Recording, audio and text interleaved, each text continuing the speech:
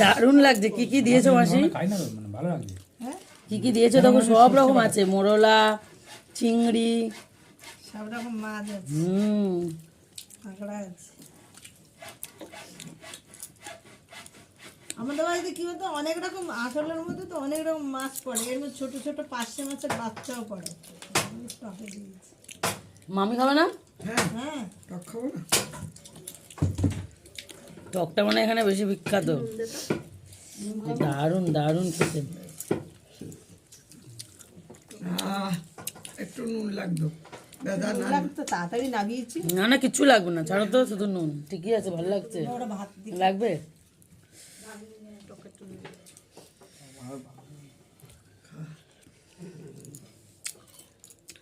আমি এই টক প্রথমবার খেলাম।